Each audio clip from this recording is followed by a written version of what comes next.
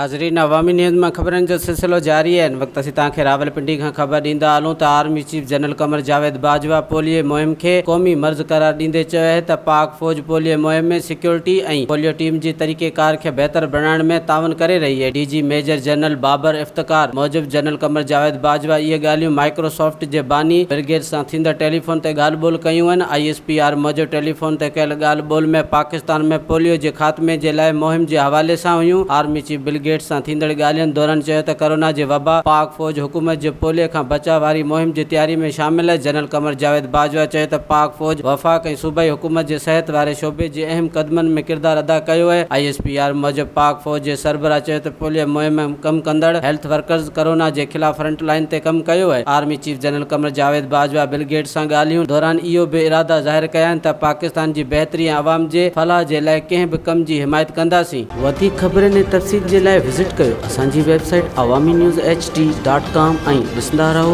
Awami news HD।